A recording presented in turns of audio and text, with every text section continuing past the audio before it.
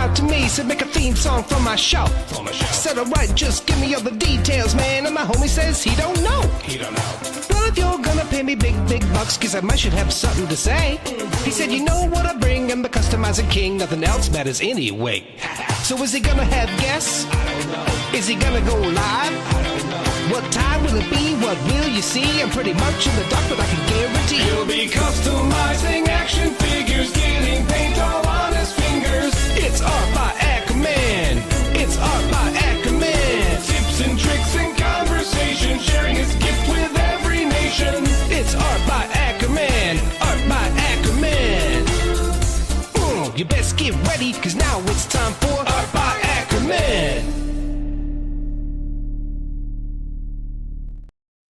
All right, folks, welcome to Mod Squad. This is a crossover event between Art by Ackerman channel and Legion's Ladies Live channel. So whether you're watching on either channel, appreciate you tuning in. Today, we are going to be doing some painting. I've got Megs here with me. Megs, how you doing? Hello, I'm doing well, thank you. Awesome. I also have Alan from Vine Jungle Figure Factory. Alan, how you doing? Great. Awesome. We will be joined by Stacy in a little bit as well. She had a few things to knock out this morning, and then she will be on. So let me see who we got in the chat first. Looks like we got Freaks Figures out there. The artist formerly known as Twizzler19. I'm apparently out there and here. So we got Alan's wife. We got Shannon on. So yeah, that's my wife. Yep. We got JMax77. And look at that. Stacy just popped in. Hey, Stacy. Hi. How you doing? I just tortured myself for 2 hours. Oh, okay. Yeah. We got Darla out there. I know her, but I don't see her right now. She's taking care of a few things. We got Megs out in the chat and on screen pulling double duty. We got Kevin McCoy here. Hi, honey. Hi, honey. We got Tanya out there as well. Let's see. My son Ty is here. We have William Husted and Legends Collector 1321. Dylan is there. So let's go ahead and see what we're all working on. So I will start with you, Megs. What you got? So I'll be mostly painting this head. This is one of the Legion's Clan exclusives from the Euro Legions table. I think it's an Arminian statue, if I remember correctly. And I'll also be doing my finishing touches on my Dire Haggis that I painted like months back now, but I didn't finish them, so I need to. All right, that sounds fun. Then we will go to Alan. Maybe. Hold on. Got to figure out how to doing this on my iPad, and it's not as easy. Let's see. There we go. What do we got, Alan? I have an Ulik the Troll figure, Marvel Legends, and I'm going to turn him into Beast Man. Of course you are. So I'll probably do this head first and do a test on it, and then I'll do the rest of the figure. Every furry action figure is just waiting to become Beast Man. So yeah. Let's see. I just noticed that I got the logo on the top corner. Let me turn that off. All right. We will go to Stacy. Stacy, what you got? All right. I got 2 heads that I picked up at Legion's Con. Very I think nice. this was from Big Head Studios. I think that's where I got this one from. Cool. And then I also have this one if I have time. I really like that one. Which I can't remember where I got this one. I might have got it from. I don't know where it's from, but that's the one that Gina used on all your guys' figures, isn't it? I don't know. Well, it doesn't have, ours don't have goggles on it. So. Oh, gotcha. Yeah, this has goggles. So I was like, It must be from the same studio though, because it looks almost the same. Like a Tinker gnome sort of style. Yeah. I love it. Nice. Yes. All right. Let me get myself there. So I've got, as is often the case especially when I'm not on screen, I'm working on several different things at once. So I have no idea what I'm going to do today, but I do have these dire haggis out, the big one and the small one. So I have those to work on. I have this Stargate that I'm going to be working on, probably just really connecting it. This came to me. Len sent this to me, and there was like he had it to. I guess somebody had it to where it was glued together before, but they had no support, and so it just popped apart. So I drilled some holes in here. I'm going to be using some dowel rods and hot gluing them in here and trying to connect these. Don't know if I'll get any painting done on it today, but I'll try to at least form the Stargate. I have this rock base thing that I got from Stefan Delator, and I'm going to be painting this up kind of like an ice crystal thing. It kind of already looks like it is a little painted, but that's just really a zenithal priming. So primed it black and then hit it over the top with a white. But that's not how it's going to look finished. That's just the start. And then I've got a bunch of these. There's a line called Morphonauts. And when you backed the Kickstarter, they were like 6 or 7 inch figures, but they had these like little ones that you could get in the Kickstarter that were almost like Battle Beast. And so I've got a few of these primed up, and I may work on some of those as well. So several projects. I'm not sure what I'm going to be working on, but I'll be working on some of it. So It's always good to have options. That's right. We had Benny jump in as well. Welcome, Benny. And Jesse Marshall is here. So, and Dylan very much approves of you turning things into Beastman, Alan. He said, Alan knows what's up. Right.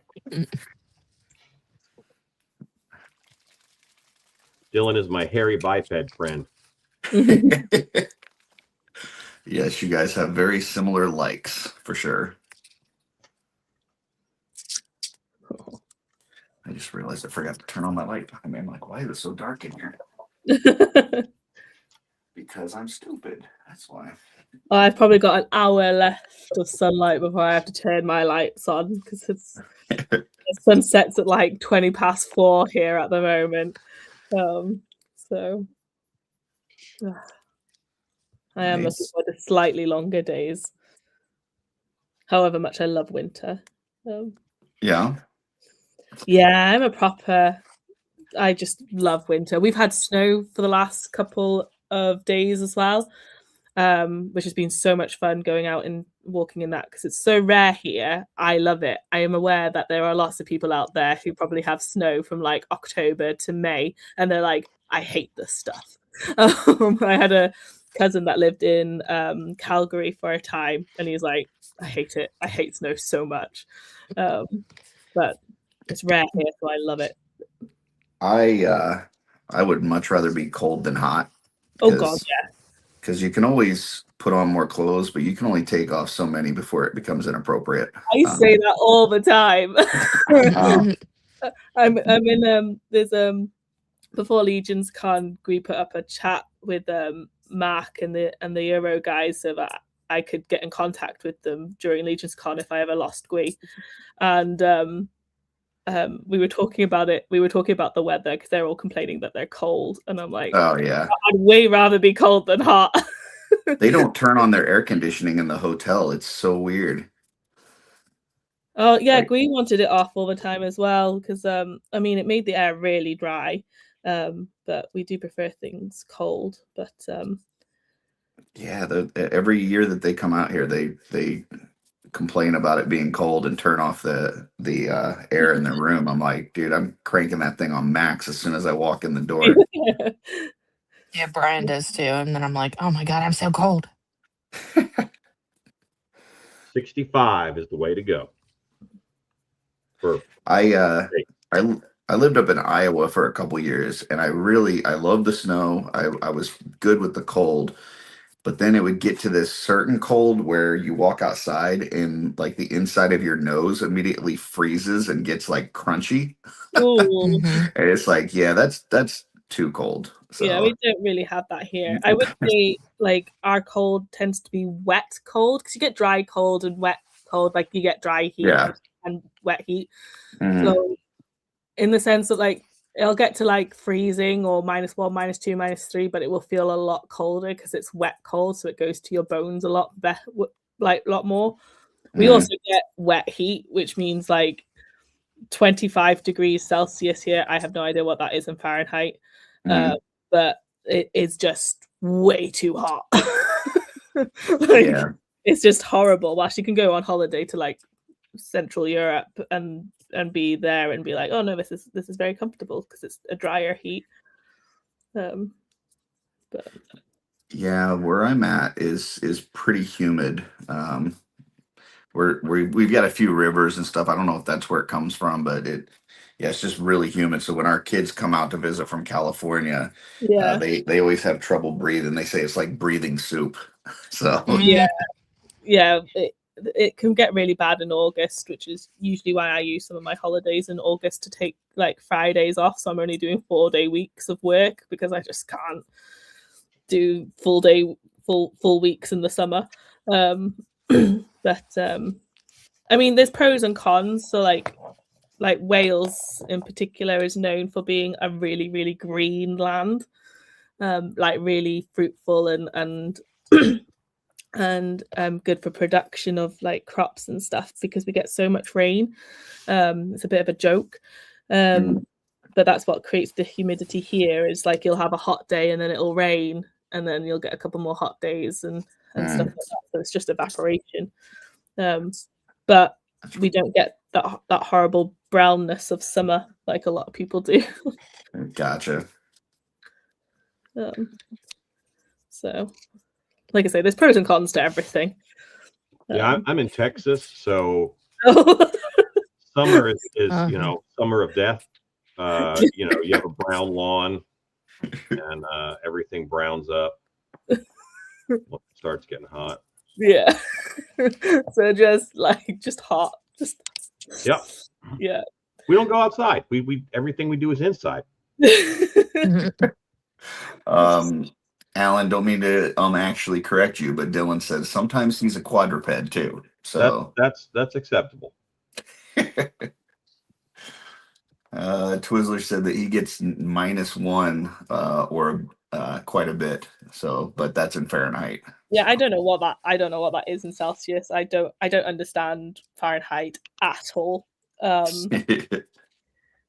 I know that 375 Fahrenheit is 170 degrees Celsius, but that's only because some of my recipes call for that I know that one in particular because a lot of like recipes are at the same Fahrenheit and I'm like, what is that in Celsius? And then I find out, but that's the only one.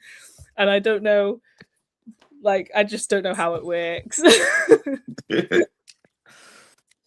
The difference between inches and centimeters, I can work that out, sort of thing. But yeah, Fahrenheit and Celsius. What's freezing for you? Is that 0 or? Yeah. Okay. Yeah. So freezing for us is 32 degrees. so -1 would be considerably colder than that. Yeah. So this is one of those things where like the Celsius system makes way more sense. 100 is boiling, 0 is freezing. You are correct. It makes way more sense. Well, I mean, yeah, but when you think about it, metric makes sense too, but it's stupid.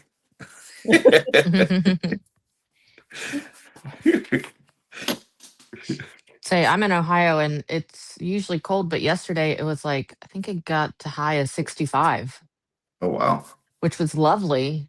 But Yeah, then, this time of year for sure. Yeah, I think that next week, though, it's going to be like a high of 20. So that's why everyone gets sick here because, the temperature just goes from one extreme to the next. Yeah. Yeah. It'll be cold now until we might get some. March tends to be quite a nice month, but like March is a bit like that. I remember a couple of years ago in March, we had snow one week, and then the week after, I was outdoors sitting in my hammock. So I was like, wow, this is an odd March. So if we would come to visit you, what would be the best time of year to come to Wales? Ooh. May is your almost guaranteed sort of warm but not hot weather. I Okay. think May is always a really nice month here. It's when spring is properly kicked in. I really like May. But if you like more autumnal, late September, early October is also really nice. Because Well, our autumns can be quite warm sometimes, but you get like all those lovely autumn colours and Those are my favorite. yeah, it's yeah, sort of late September, early October is really nice as well. Well, if I ever win the lottery, we'll come visit you. Yeah. we had a couple folks did the math for us. Dylan and Twizzler says that -1 Fahrenheit is -18 Celsius. Oh, So. I will not swear, but that's F off weather. that's like that. And -18 here, we'd all die. We do not have the infrastructure for that kind of temperature fluctuation. See, I like the Fahrenheit system because I know that if it's below 32, I will put on a hooded sweatshirt or a fleece, but I still wear shorts until it gets below 0. Then I have to put on pants. Right. But if it's not below 0, no pants.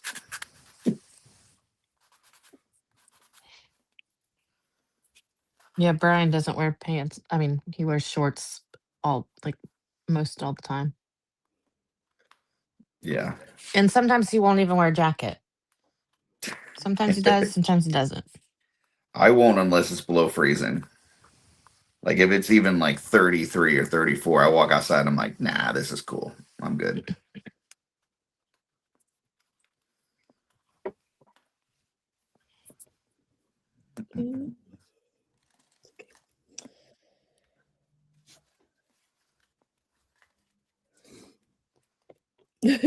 Kevin's like, they have roads heading south, right, Twiz?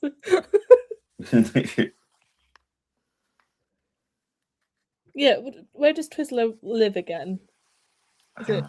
I don't remember. I feel like it's in the middle in the north. Is that Minnesota? But I don't think he is Minnesota, but that sort of. Could I be. had America. Yeah, that was my thinking too. That's where he lived, but I can't remember. American geography is not great.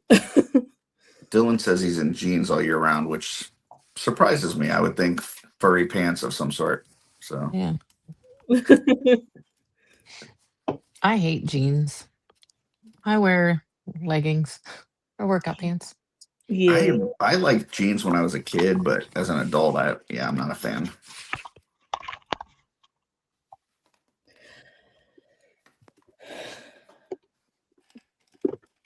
Yeah, Minnesota, Twin Cities. There Minnesota. you go. I do remember shit. I thought that was right too, but I didn't want to say anything. Yeah. Well, if 3 of us thought it, because that's what I was like, maybe Minnesota. So I'll never forget where Curtis is at. Yeah. Why is that? I don't know, because you talked about Missouri. Missouri? Missouri, yeah.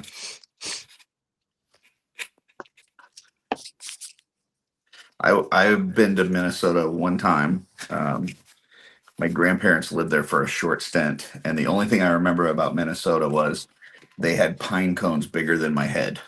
Oh, wow. I love pine cones. I collect them. They had these huge trees, like in this kind of wooded area behind them, and man, the pine cones were like the size of bowling balls. Oh, that's so cool! I got this one at the Walmart in New Jersey. Oh, nice! I brought it home with me. I collect them. I get that in autumn. I go on walks and literally just like, oh, yoink, yoink. Yeah, I might have to do a trade with Twizzler and have him. I'll send him a figure or something. Have him send me a bowling ball sized pine cone. I do honestly. I'm tempted as well. I'm like, oh. I can send UK chocolate for pine cones. Oh, Twizzler said, I thought you knew Curtis because of the artist formerly known as nickname, because Prince is a Minnesota artist. No, I just said that because you ran out of Twizzlers.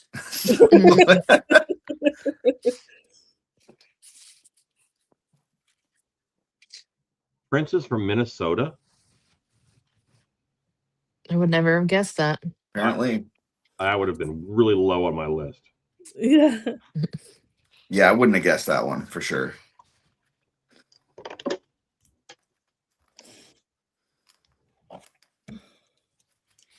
Although it is close to where I would have guessed, because I would have guessed Michigan, because I've heard some stories of him like in the Detroit area, so I kind of figured he's somewhere up north, but I don't think I would have guessed Minnesota. I love that you think of up north as that. What do you think of up north? Everything. Oklahoma? Gotcha. Everything north of Oklahoma? See, Oklahoma is one of those states that I don't think exists, because I've never met anyone from there, and I've never been there, and so if I've never been there and I haven't met somebody from there, it's not real. So, right. Yeah. I just think of the musical. Like Wyoming. There's no way Wyoming exists. That's not a real place. Well, Oklahoma exists to keep Texas from falling into the ocean. And it does that because Oklahoma sucks. That's what everybody here says. Oh.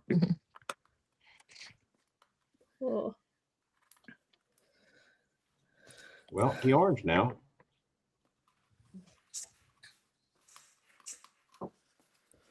I was thinking like so my only reference to places in America is mostly from movies and stuff. So yeah.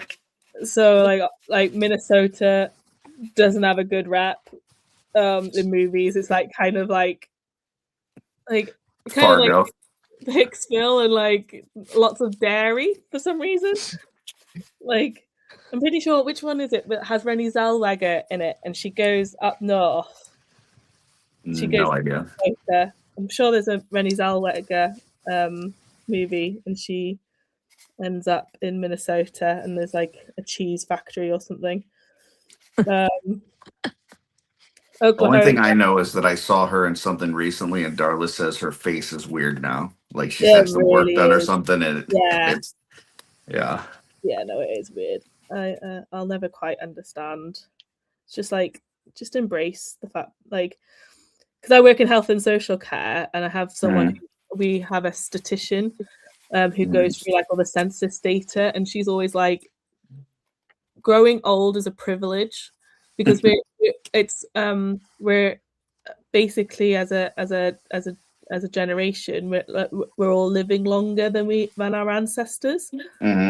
So growing old is a privilege that was denied to the generations before us. So I'm always like, I mean, I get it if people want to like, dye their hair or put on makeup or, whatever. But when you start like injecting things in your face and stretching things to where you don't look human, you've probably gone too far. Have you seen some of those videos though, where like they put like this girl that has like no teeth and she looks like she's on meth and she puts makeup on and she's like hot, and it's like, wow, that's really deceiving. Yeah. Super. Like, I don't know how to do that. Like, I'm a horrible girl. I don't know really how to do makeup. Like, I do minimal stuff because I'm like, this is just me. I don't care. Yeah, I've heard you say several times that you're not a girly girl. No, not at all.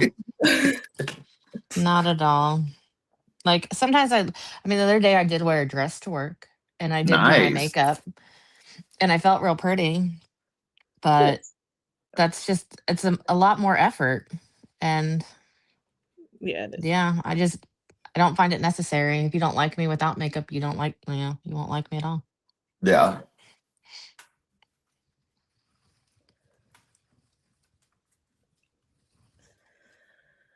Like, have you seen those AI pictures that people keep doing?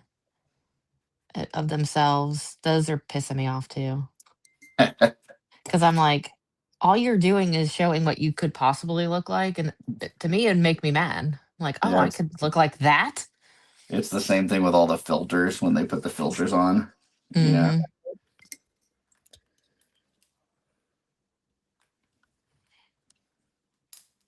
I'm not a fan. Because my friend showed me, because we're doing this weight loss challenge. It started last Monday. And my coworker friend, she's on my team. We're in teams, okay? And she shows me a picture that she did with AI. She's like, look, this is what I could look like. And I said, yeah, if you get to the gym. Man, you're not holding back. No, I mean to her. Well, and then today she canceled on me. And I'm like, the whole point of this is to hold each other accountable, though. Right. Well, like she ate a chocolate covered pretzel the other day and I like scolded her. She's like, you can treat yourself. And I said, we just started the challenge. Yeah. I said, you should be okay by now. Like you should be fine right now. Living off past treats. Again at day 14. Like right. We're at day, because we started Monday. So we were at day 3 and she was already eating chocolate covered pretzels. She's like, it's only 1. And I'm like, only 1 can turn into 10. I said, no, stop. Stacy ain't playing. I don't know there's a prize for the challenge if you win, but I'm not sure what it is. But I don't know. I'm not even really competitive. Like I'm not a competitive person at all. Yeah. But I want to win this challenge. That's not what that means. But okay. I do want to win. I mean, if we don't win, it's okay. As long as I, better myself. That's all that really matters. As long as you win. Yeah, as long as I win for myself, I guess. Yeah. Like, we don't have to win, but I better win. But I need to win. Well, I need to win. Like, I don't need a prize, just to hit my goal of what I want to do. Yeah. If that makes sense. Totally. It does. Because like over from November, from Legion's Con to Thanksgiving to Christmas, I gained 10 pounds back and it pissed me off.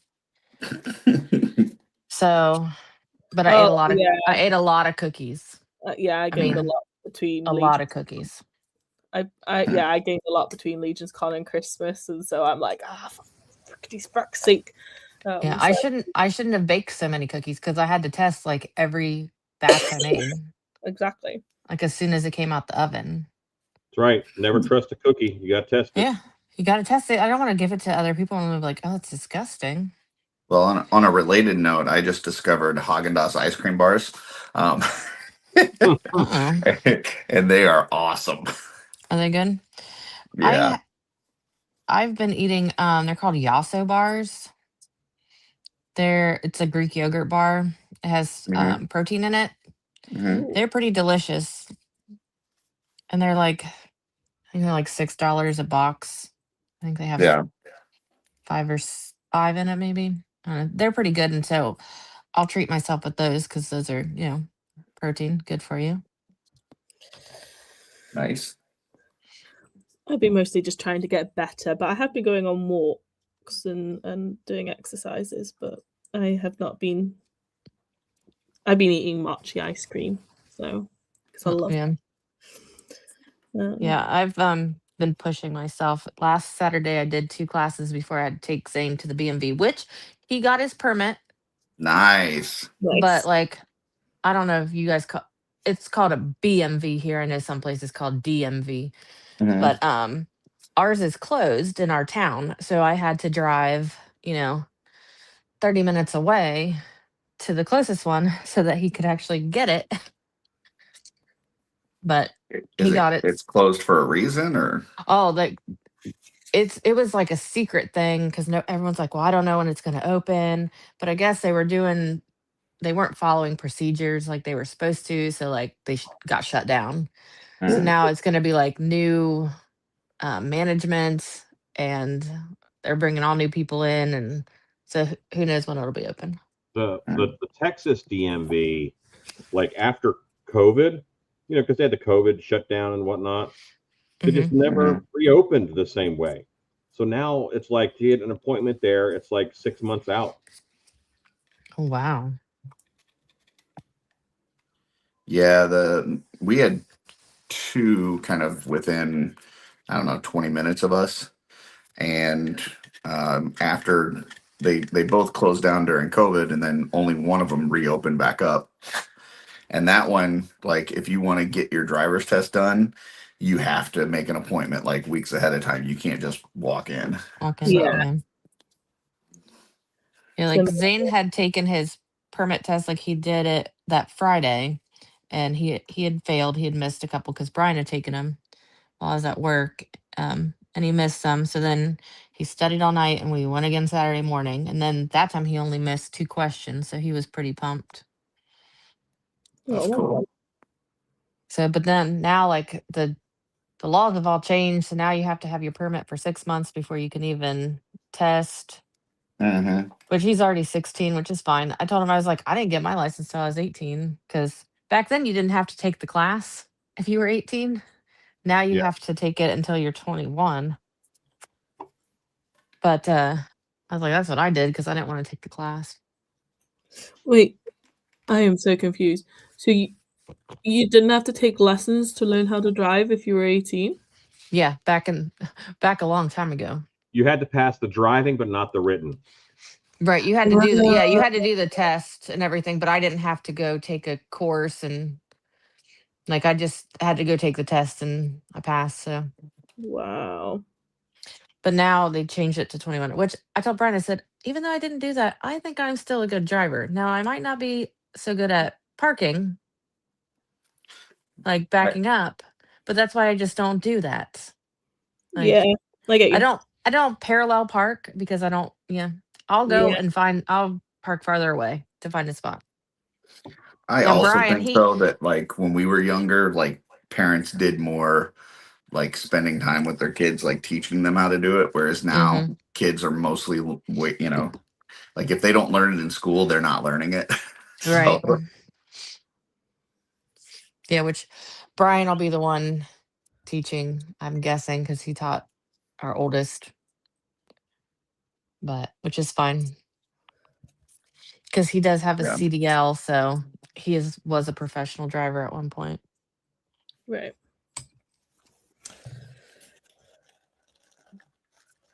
So here you can't learn to drive until you're 18 anyways. Really? Yeah, you can't get your provisional till you're 18. And then you have to do the like theory test, so like the written test. Gui's just yelled at me that it's 17, but I'm sure it was 18. I was 18 when I got mine. I wasn't 17. Maybe you can guess it, but you can't. And then you have to do, I think it's 20 hours with a professional teacher with the driving. So your family can teach you how to drive, but you have to do 20 hours with a professional driving instructor. And it costs a bomb. It's so expensive now. It was expensive whenever I was doing it. It was like 20 quid an hour. Now it's like close to 40. Yeah, like here the school is offering a class, and if you have to put your income in, and if you qualify, you can get it for free. So we'll get it for free, which is nice because it's usually like several $100s to do the classes. 17. You'll be able to get a full car license, right? So at 17 years old, I thought it was 18. Nope. When did that change? Well, I was 18 whenever I was learning. Sometimes maybe your parents just told you 18, so you probably. Probably. Sometimes the question, when did that change, is really the question. How long have I been wrong? Yeah. Alan.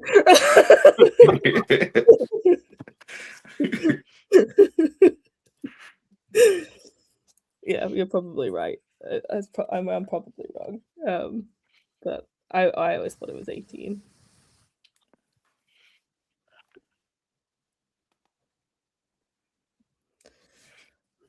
Yeah, in Texas, they have you can get a farm license. I think it's 15 in order to, if you're driving for your farm.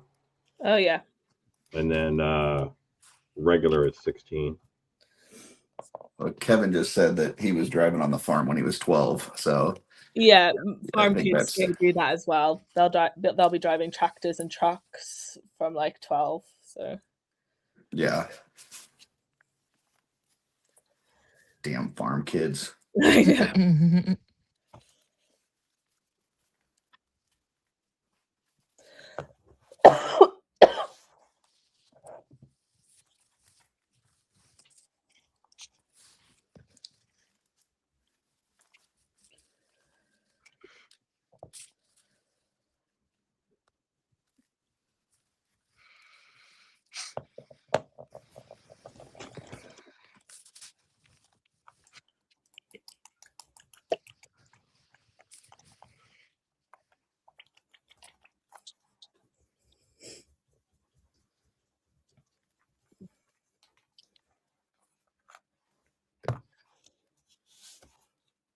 So Brian got me one of those paint shaker things for Christmas, but I haven't seen it since Christmas.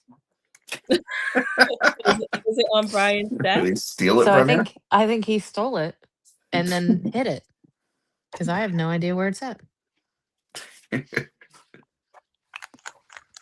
Suspicious. Well, I've got my Stargate glued together, but I'm gonna need to definitely do some work at the seams and stuff.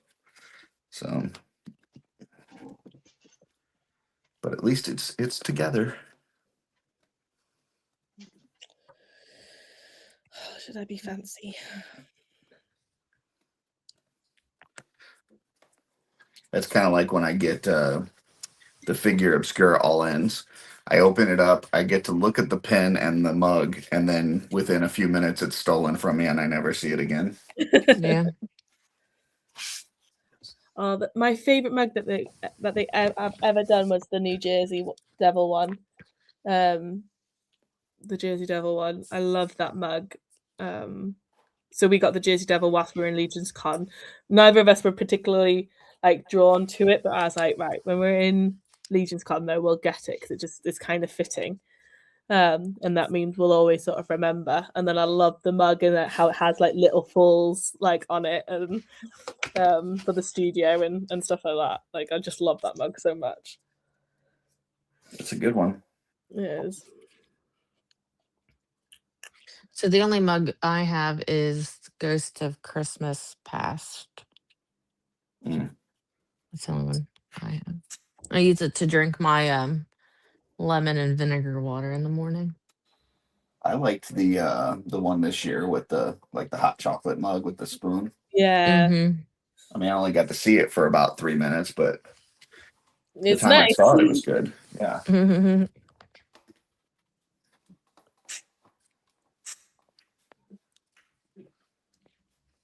Mean old Darla. Oh, she can never be mean. All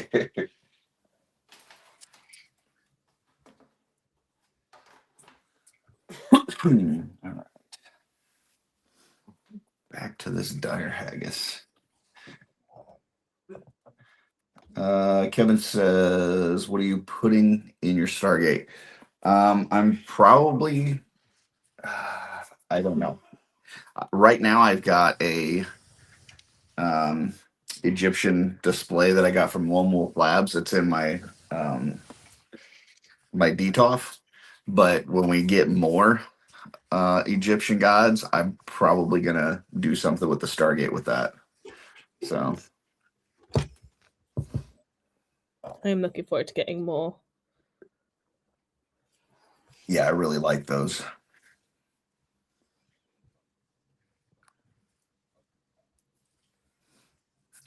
I am muting to use my heat gun. Okay.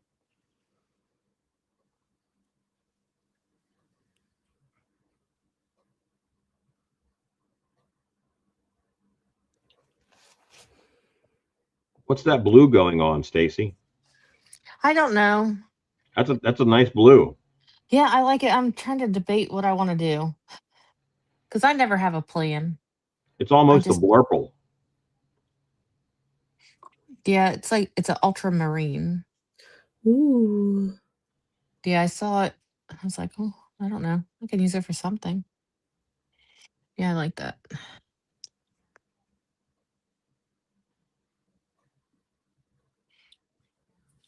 I should really start having a plan before I start stuff. Overrated. Yeah, I'm not gonna lie. I just kind of wing it. I have a bit of an idea of what I'm gonna do, and then it can change. Like I think I'm gonna... sometimes the plan is to improvise. Yeah.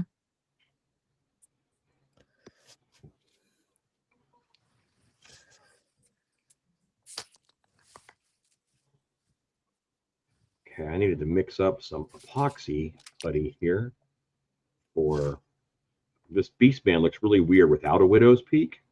So I have to put it on. He has this Ulik the troll has quite the forehead.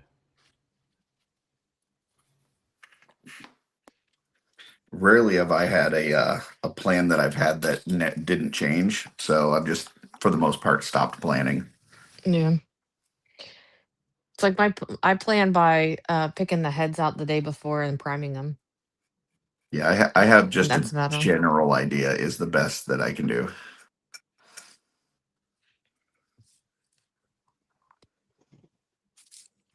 But like I know Emil, when he's doing like his tributes and stuff, like he puts all the parts together and then he takes a picture of it and then he pulls it into an app that he starts like changing the colors on in the on his iPad and stuff. It's like, yeah, no, I'm not doing all that.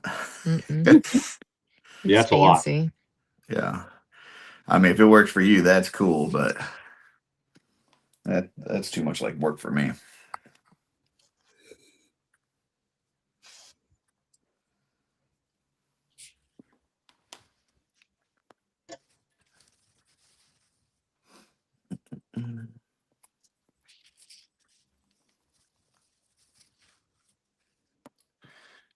Twizzler says, did anybody order any of the new Cosmic Heads packs? I'm very excited for these and ordered a bunch. Any of you guys? I have not. No, I think I was watching it the other day, and I do think it's a really cool concept and idea. I think because I do think that if they did it in Mythics, people would be biting their heads off for them. I know a lot of people are complaining, and for whatever reasons that is. I mean, I'm not a Cosmic Legionnaire, but I did I loved the snake pack. I think that looked really cool, and I also love the one that the gunner, so because it looks like a diving helmet. Yeah, it does. And I like when they did them all in a row, my eye was like always drawn to that one. It reminded me very much of Scooby-Doo. So yeah. I haven't really seen anybody complaining. Maybe I missed it. A lot of people were pretty excited. It's one of those sad things because I watch things on the replay. So when I watched Jeremy and Eric on the Mythic Conversation show, I went on to comment to say, oh, like the variety that you're offering here is really cool.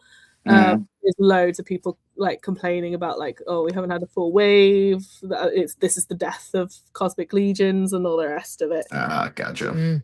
So they sound like fun people. Don't they? Yeah. Don't they just? So I'm sorry, your toys are inadequate.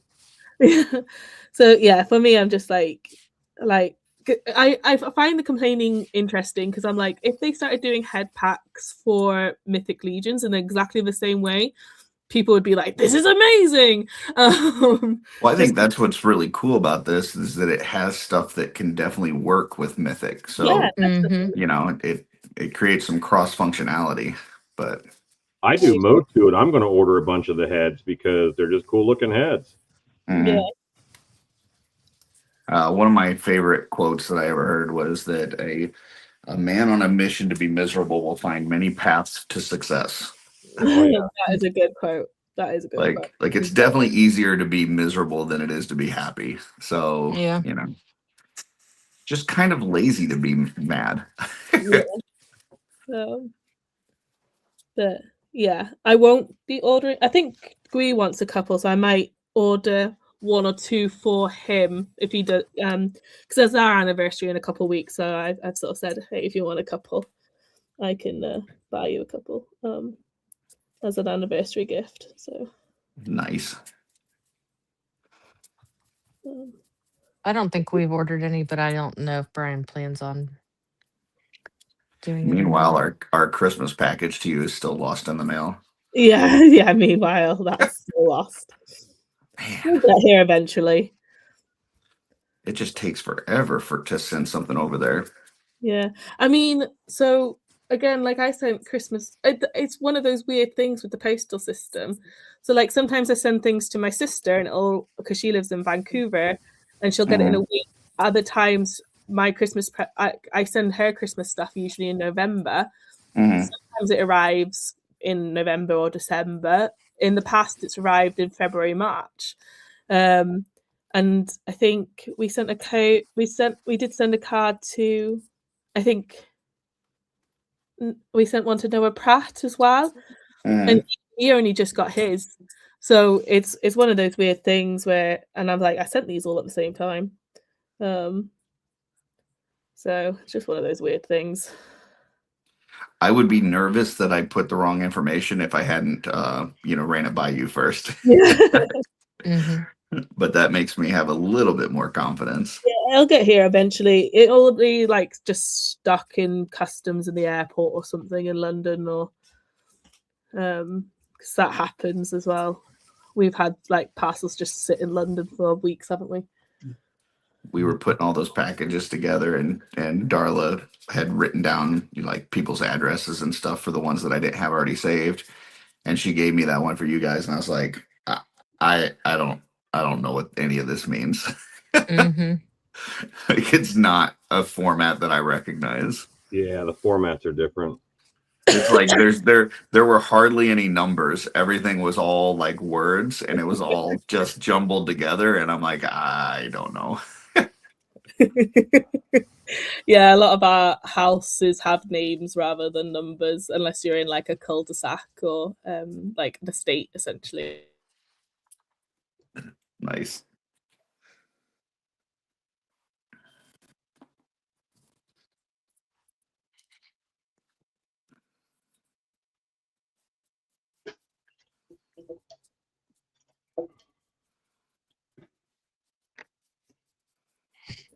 Are we all using Curtis brushes?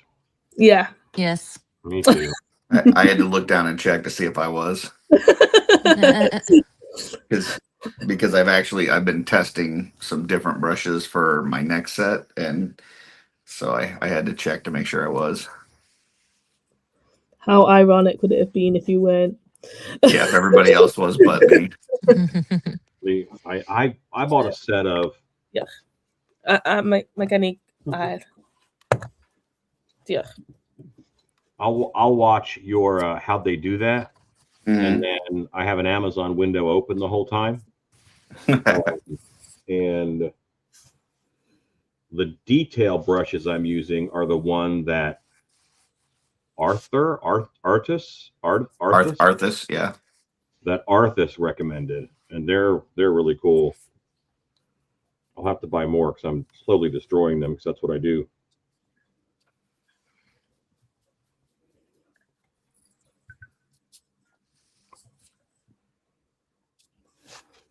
Okay, that is much more Beastman-like.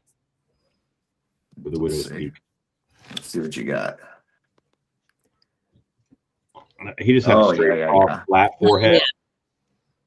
Yeah, that looks good. So, it does. Hey, you did a great job on that. Thank you. You know what? Actually, turn that back on. Oh yeah. You can see what I added Yeah. Yeah. You're working on 2 of them? Well, he came with 2 heads. Gotcha. And it's a good looking head. Yeah, for sure. Why have one Beastman when you can have a million? You are right. And I'm not there yet, so I want to keep going. I only have like 60. I probably have more than 60. What was it specifically about that character that made you like him? You know what? When I was a kid, it was Beastman and Wolfman, the Wolfman from Universal Monsters. Like those were my 2 go-to characters that I just loved. And with Wolfman, and I think it was Wolfman that made me like Beastman, because I think you're exposed to Universal Monsters. At least I was before I was exposed to He-Man.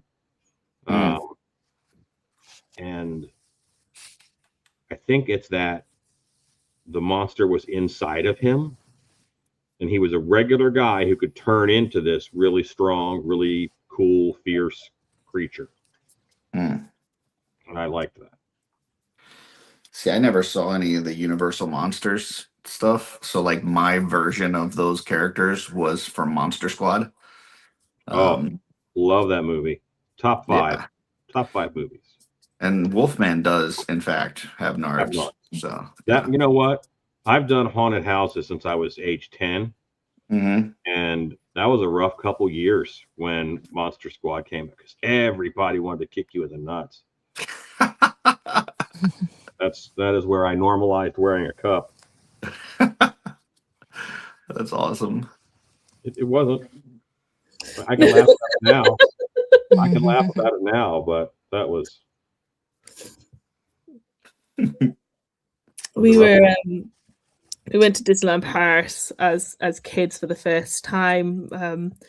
We were really, my parents had like properly like scrimped and saved to take us as kids, and we did one of those character meals where all the characters come to your table and stuff.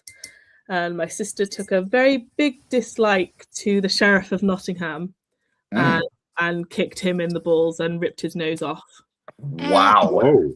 It came out of nowhere. We were like, "What? She doesn't even know the movie," like, because she was like 4 at the time. Wow. Yeah. So that was an interesting. I don't know what happened there. I've never been kicked out of Disney. Yeah.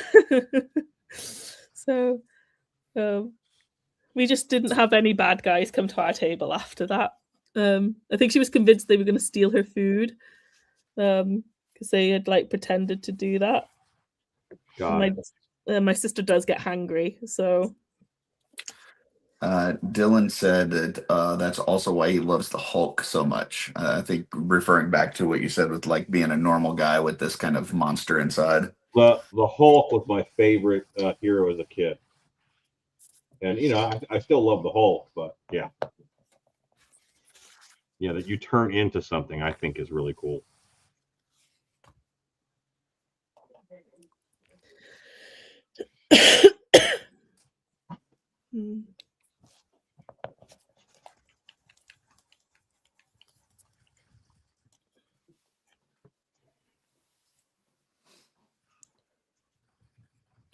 Ooh, brand new paint.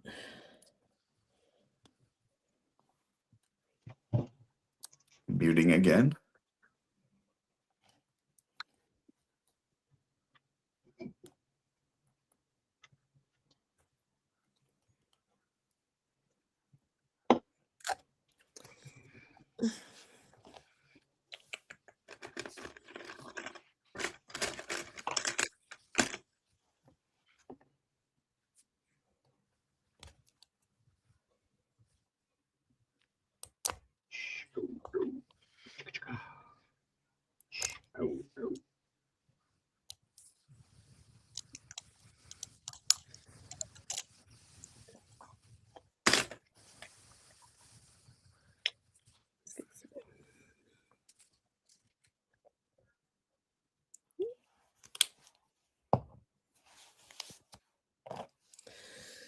I've decided to give myself more work. was just gonna make this look like an old statue, and now I'm like, ah, no, I should do a pattern and make it look really good. She says, I don't know if I can wait. Oh dear.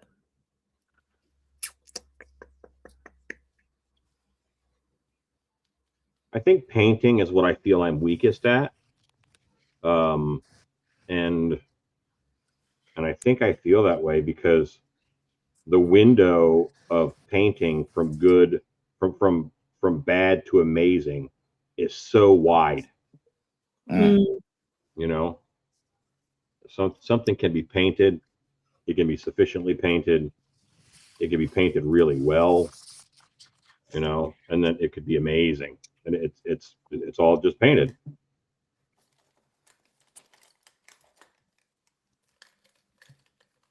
And then sometimes you can go too far and go from amazing and make it shitty. Yeah. Oh yeah, yeah. I've done that. In sculpting, which I'm much more familiar with, you know, a lot of times someone who's not as good of a sculptor stops too soon. And in painting, I think it's almost opposite, where you didn't stop soon enough. Yeah.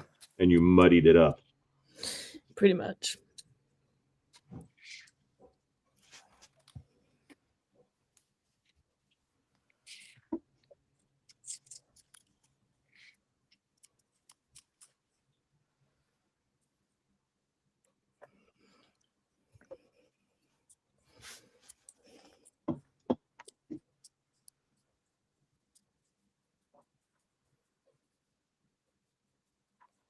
I will say I'm doing pretty good with these brushes because I'm still only on the first set. That's really good for you. I bought 3 sets, and I'm cleaning them out after. I'm using brush soap. I'm trying. Look at you being a responsible painter. Yeah, these are the only brushes that I actually take care of.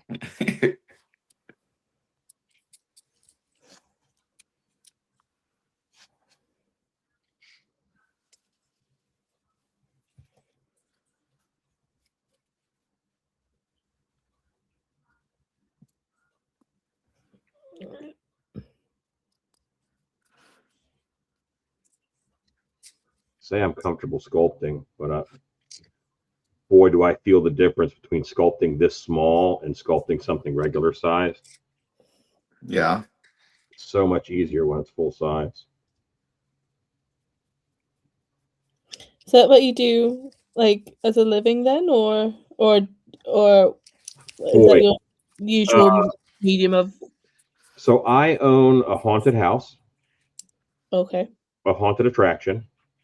Yeah, when you say, yeah, you have to say a scare attraction. I own that, and I own one of them, and I do consultation, and I make costumes, masks, and such for haunted houses and theme parks all over. Whoa. So you like Halloween, huh? I do. Most of the people who are in my industry got there because they love Halloween. I love monsters, so that's why I ended up in haunted house. Yeah, well, that's pretty cool. I was having a conversation with a friend who lives in America, but she was asking about Halloween, and I was like, yeah, it's not done as much here. Like, you'll have like little Halloween parties and stuff, like kids will dress up, but we don't really do the trick-or-treating. We don't really do there's not really like scary houses. There's not, like, you can find them, but I don't think it's as done, you know. Yeah, and Halloween in the States, Halloween was, you know, as we celebrate it right now, was invented in the States, you know. Yeah. And it's also one of the few holidays it's not tied to any religion. It's just its own thing, and it's fun. And I think that alone is just worth being celebrated. It's weird because originally it was tied to paganism. The whole idea of like jack-o'-lanterns or carved things were outside your front doors to keep the evil spirits away and stuff like that. Which I think is why it hasn't properly kicked off here, because we still have elements of that told in stories and stuff like that. But I'll tell you that it's picking up. I know you're in Wales, right? Yeah, it is picking up. Yeah. Yeah, over in UK, in England, they have Alton Towers, and they do a real big Halloween thing. You've got Farmageddon is over there too. So there's a lot of good ones. There are. We have there's it's called Forest Coaster. So basically, it's this little roller coaster in a forest, and they do like scare nights around Halloween, where like you can go up into the trees and do like rope climbing and stuff, and then go on this forest coaster, and there's just a bunch of people dressed up as clowns, scary clowns. Which is it's really fun, to be fair, and it's not too scary because I don't do scary. I'm a wuss. I hate scary stuff because I could scare myself without it. Alan, where does Fear of Clowns fall on the list of 100? 44. Oh, what's number 1 then? It's the 44th most common phobia. He does a presentation where he talks about how to take advantage of people's phobias to make your attractions better. Dude. I teach a lot at we have haunted attraction trade shows. You guys have 2 over there, but I haven't made it to them yet. So what are like some of the top ones? Well, see the easiest, the top exploitable, which is difficult to exploit, would be fear of heights, which comes in at number 3 as far as but then fear of public speaking, that's really common. What's funny is like fear of worms and parasites is really high on the list. Yeah, I can get that. As someone who grew up in the countryside in the middle of nowhere, seeing an animal being destroyed by maggots is not nice. It's really gross. So, well, yeah. So I can get that. I don't mind bugs, but beetles' legs kind of cling on to you, and I don't like that. Like with and then there's flying insects is something different. That's its own phobia. Yeah. Oh yeah. I'm surprised that clowns is that low. That I would think that would be one of the top ones. Well, that's an easy one to talk about. And there's a lot that just like you wouldn't mention it,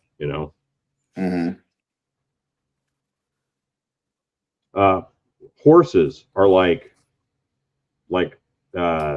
in the 30s. Wow. So wait. There's more people afraid of horses than clowns? Yes.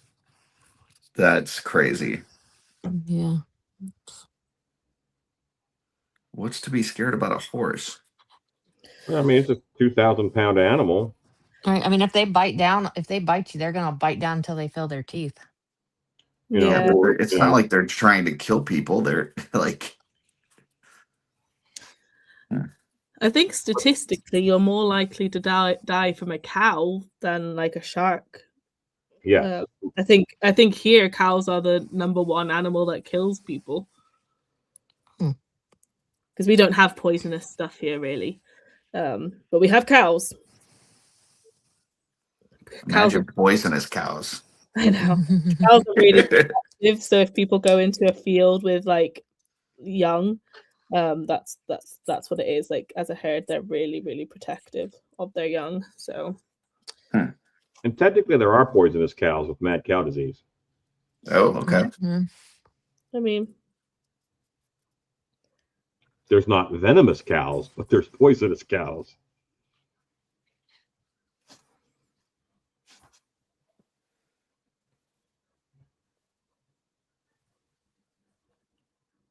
And like you said, the horse isn't trying to kill you. That's just it. It's big enough it can kill you by accident. Yeah, that a cow, like people mostly get killed by cows because they're standing between the cow and a fence, and the cow will just lean and squish you. Like if you told me to guess about horse, I wouldn't even guessed it was on the list, much less higher than clowns. Mm-hmm. Birds are on the list. Birds. Mm-hmm. Yeah, I don't really like birds. I don't get it. I'm fine. And there's actually fewer and fewer people who are afraid of clowns because honestly, because of Poltergeist and it, they've been pushed into horror so much that people no longer decorate their kids' room with clowns, which is, we had clown paintings in my room when I was a kid. Mm.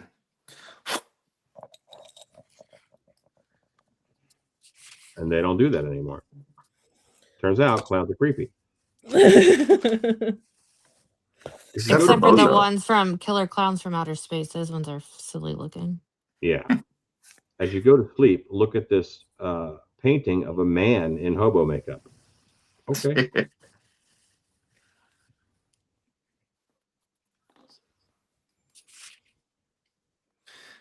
William says, I've been bit by a horse. Their teeth aren't sharp. It wasn't bad.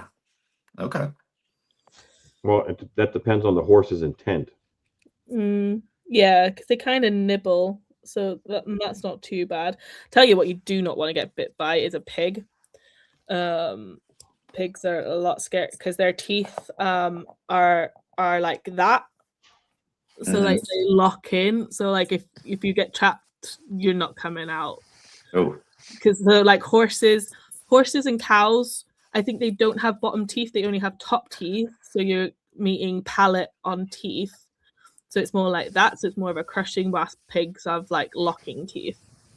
So in terms of actually the creatures that you don't want to get bit by, pigs.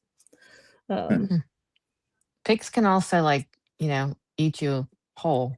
Yeah. I was actually having a conversation with a colleague about this, how if you need to get rid of a body, have a pet pig. They got a whole thing in Snatch about that. Like the movie Snatch, where they talk about getting rid of bodies with pigs. Yeah. That and one of the Hannibal Lecter movies had a big pig scene. Yeah. I think it was used in like Criminal Minds as well, if I remember correctly. We'll let the head dry and move on to oranging up this body. Nice. This guy only has 2 toes. Jones, I'm over here, Jones. Come here. Oh, hello. I have the loudest cat in America. Whenever he walks into a room, he has to announce himself. Like just now, he just walked into there's a dog door. So he walked into the dog door. He meowed like 10 times, made sure I saw him, and then he just left. He just wanted to tell me that he was here. Typical cat behavior. Yeah, make sure you knew. Yes. Our cat will walk around and go, hello. And it's extra creepy. That is creepy. Our cat doesn't have a meow. He just kind of goes at you. So the way he communicates, like if he wants outside, he'll make his footsteps heavier. So usually you don't hear him, but if he wants outside, he'll start like banging across the floor. Like he'll make, I don't know how he does it. Pretty impressive, to be fair. That's what I do in the morning when I want Darla to come upstairs and help me with something. Just make your footsteps heavier. I just start stomping, and then she'll come up. She goes like, "Were you stomping?" No, I don't. What are you talking about? I hope she's not watching this, or she's gonna know my secrets. You think she doesn't already know? Nah, she has no idea. Alexa, add 5-minute epoxy to my shopping list. Got it added to your shopping list. All of a sudden, people's Alexas go crazy. I was just thinking that I'm like, what should I add to Alan's shopping list?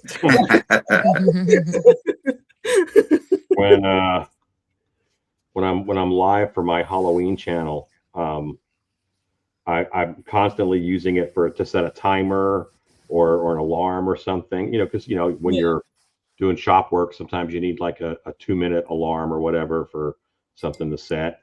And someone will complain, and then I will say, "Oh, well, you're in trouble, Curtis." So someone will complain on the live, and then I'll say, "Alexa, set an alarm for 4:30 a.m." Yeah, that'll show you for complaining. Exactly.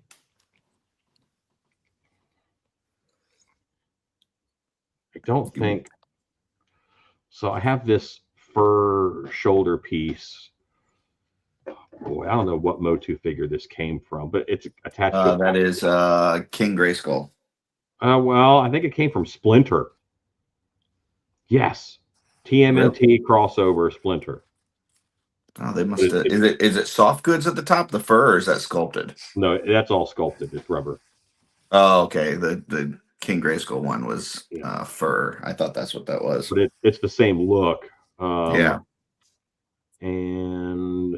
But I don't think it's textured enough to be Beastman's fur yoke that he wears. I don't know. It looks pretty textured. Yeah, I guess it'll work. I'll do that. With a nice wash and a dry brush, I think it probably would do.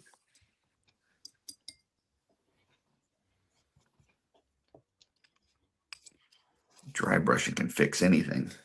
You are correct.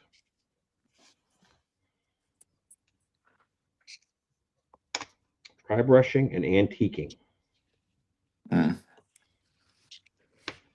And antiquing is just it's a wash with a thicker material normally. Yeah. Okay.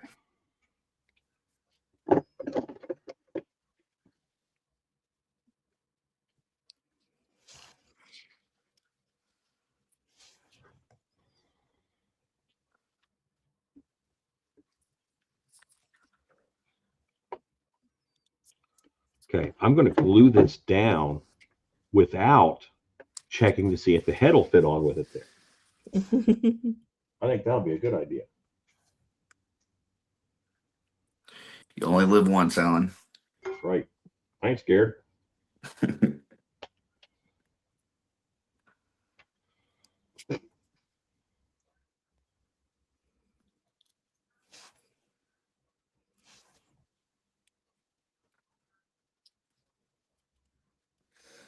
This Dire Haggis is actually really fun to paint.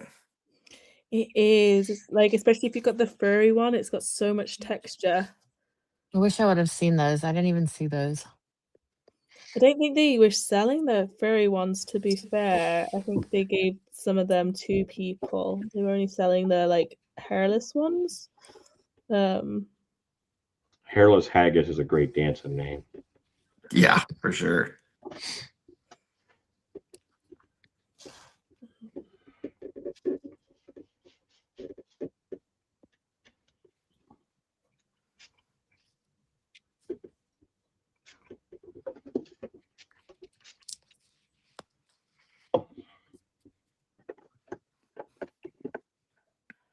I think they actually gave the Dire Haggis to Gui, and I nicked them because I was like, mine. That's awesome. Sometimes it has to be done. Yeah.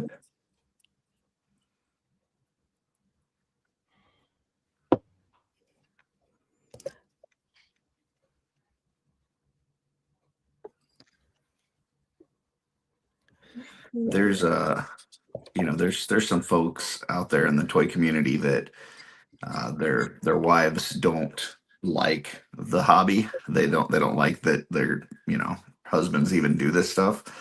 So I think when you have a wife that not only is okay with it but actually likes to do it herself, you're like, I don't care. Like you can have whatever you want. Right? He is pretty good, to be fair. Yeah. Shannon doesn't do it, but she is very supportive. So that's cool. Yes.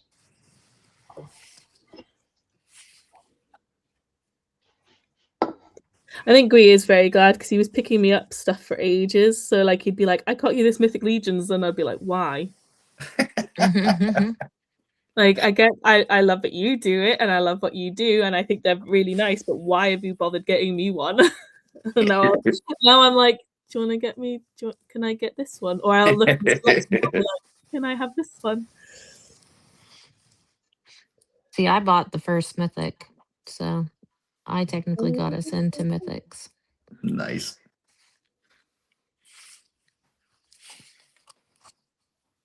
Which one was your first? Aza. Which Brian bought one too the same time. And the reason, I mean, he knew about Mythics before I did. And he was like, oh, we don't need to collect something else.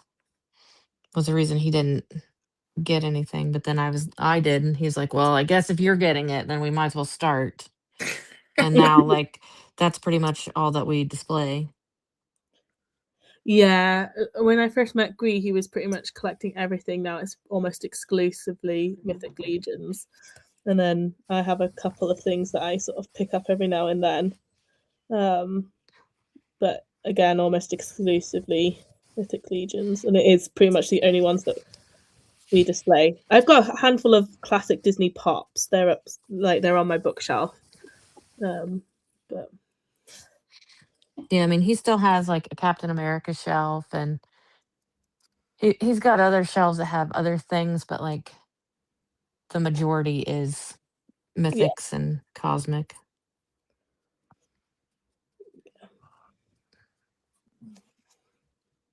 They're good toys. Mm-hmm. They are. And if it's mostly living on a shelf, that is the way to do it. They're beautiful. They are. They really are. I've always thought that. I was like, even whenever I wasn't really collecting them, I was always like, they are really lovely. Like whenever I was looking at like other things, and then his Mythic Legions, I'd be like, yeah, if I was going to collect any of these, it would be the Mythic Legions. That looks so much better. And the customizing, no collection is the same. You can have all the same figures, but you've done something with them. Yes. Mm-hmm.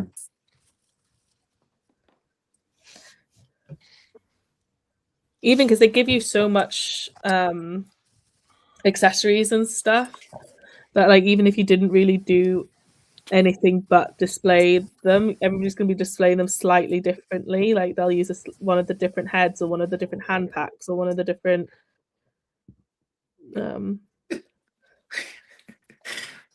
Kevin says, I've turned into the one that has to ask, are you sure you need that case of Delfinas? That's awesome.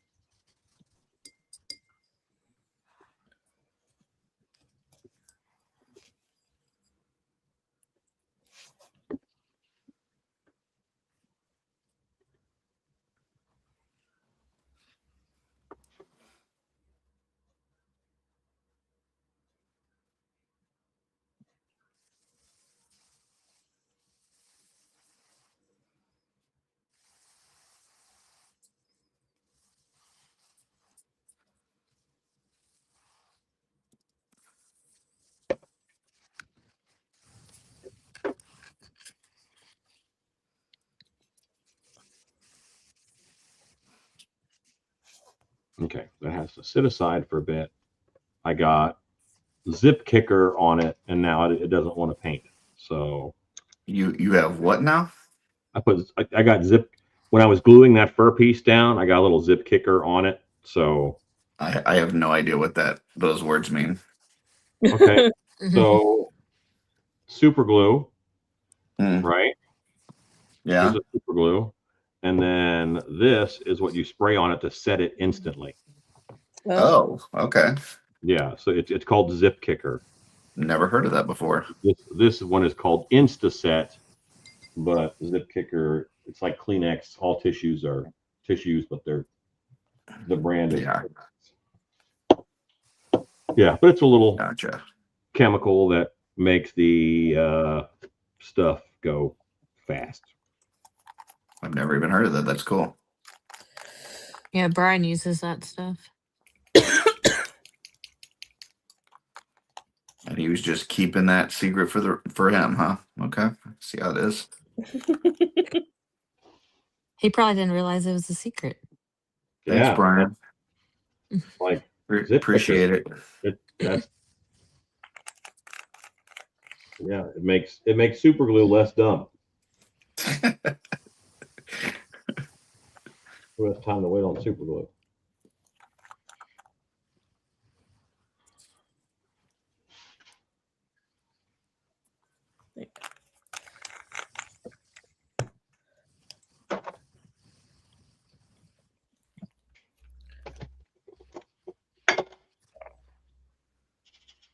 This is gonna.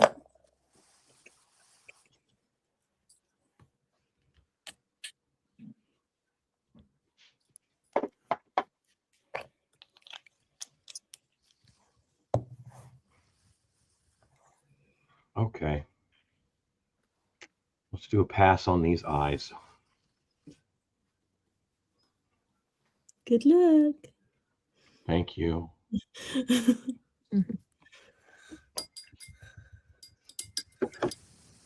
Gui has got me like a female human head. Well, it's not human; it's got horns and stuff, but a female head. And I'm like, I looked at it today and went, no, I'm still not there yet. I'm still not there for like flesh tones and proper eyes.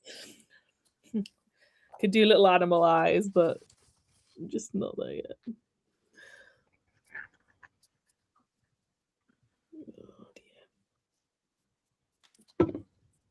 This beast man shall have green eyes.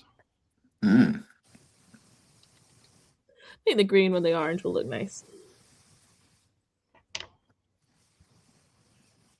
Red eyes would just look like Christmas. Yeah. That's crazy. What? Like a Christmas beast man. Yeah. But not out of the realm of possibility. I was waiting for you to say that you had a Christmas beast man. Oh, no. Well, I have a Yeti beast man, which is a winter beast man. Oh boy. I think Dylan probably just dropped his device that he's watching this on. Combining two of his favorite things, Yeti and Beastman. That's why I combined them. Right. I need to clean up. I wish I had more eyes. Oh, Blake just jumped in. Says good morning, Curtis, Meg, Stacy, and Vine Jungle. What's up, Blake? Blake, I did 2 classes this morning. Be proud of me. I burned almost 600 calories before 9 o'clock. Well, amazing, Stace. Well done. Blake, I got up this morning. I got up this morning and didn't eat an ice cream bar right away. Hey, that's an accomplishment. I'm considering that a success. After this, I'm going out to breakfast. Nice. It's a good plan. I'm still not sleeping. I haven't had like a full night's sleep in 2 weeks. I keep waking up between 2 and 4 with my cough. Mm-hmm. And last night was pretty bad, so I haven't done any work exercise today, but I will be going for a walk after this. You keep waking up with Mike who? With a cough. So over Christmas. Yeah, but got tonsillitis, and then which has fixed so I had antibiotics which fixed the infection, but I've been ill ever since, really, and I'm still got a cough and a painful throat in the mornings and the evenings. I'm fine right now, but mornings and evenings are tough, and I keep waking up between like 2 and 4 every single night. So in the UK over there,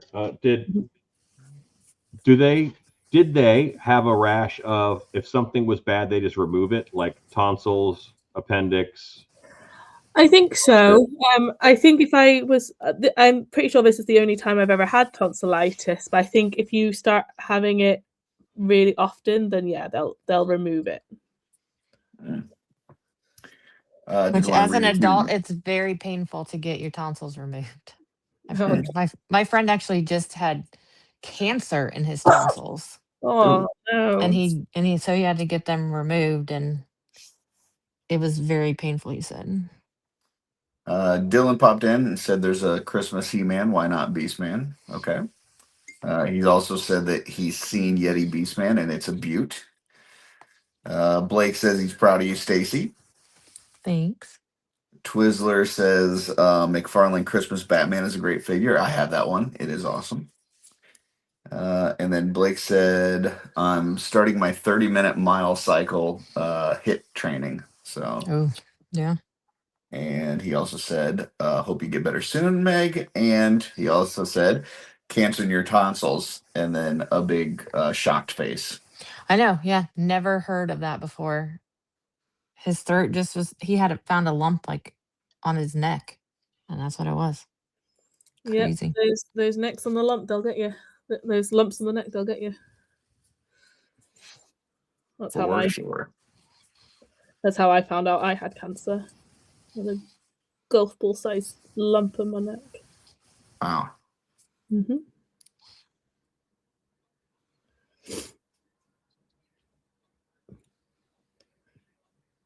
So this is your public service announcement. If you feel a lump anywhere, go get it checked out.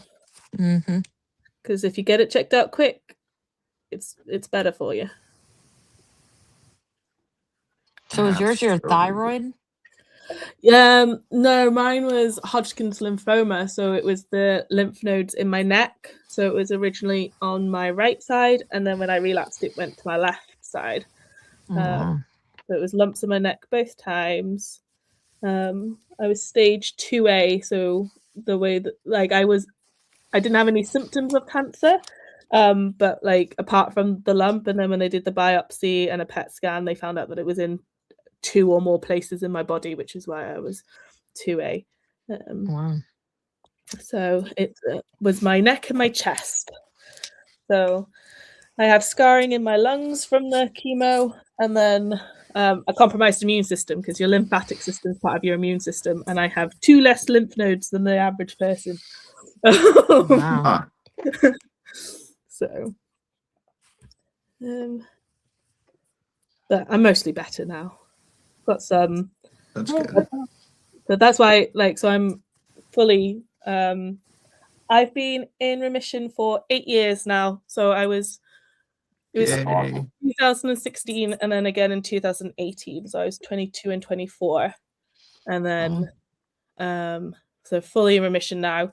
But that's why we have to do IVF, because I had very, very strong chemo, because Hodgkin's lymphoma is quite aggressive, and it made me infertile. So the second time around, so that's why we have to do IVF.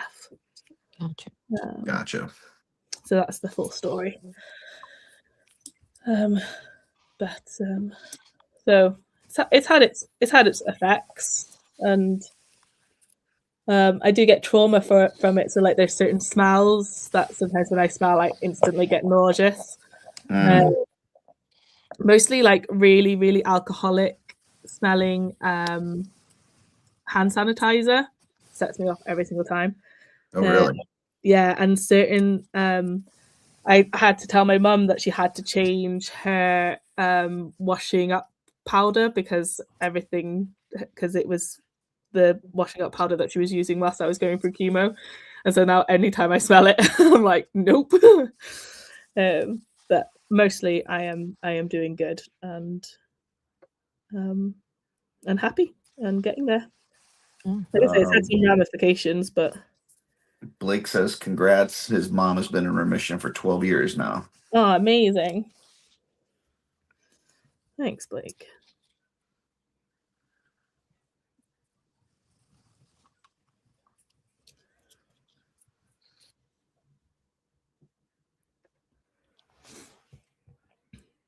Yeah.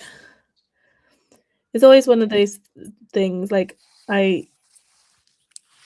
cancers are horrible, would never ever wish it on anybody. I kind of like, if it is the one thing, if I had a genie wish, I'd just eradicate cancer. Same. But I am I can't not be thankful for what I went through, in the sense that it shaped me so much.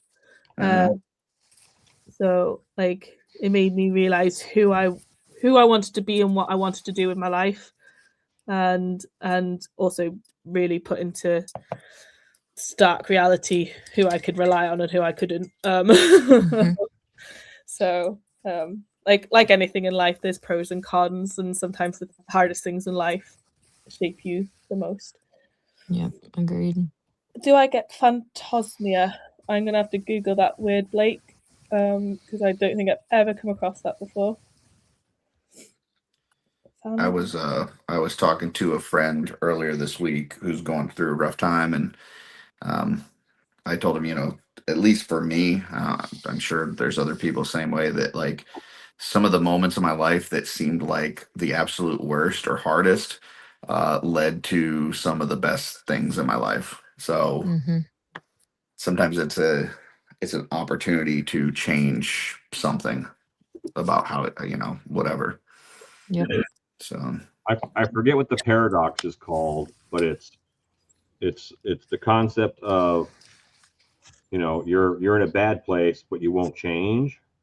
And then something happens to make it worse, and then you change because it got worse. And that turns out way better than it would have if you had just stayed the same. Yeah, exactly. Yeah.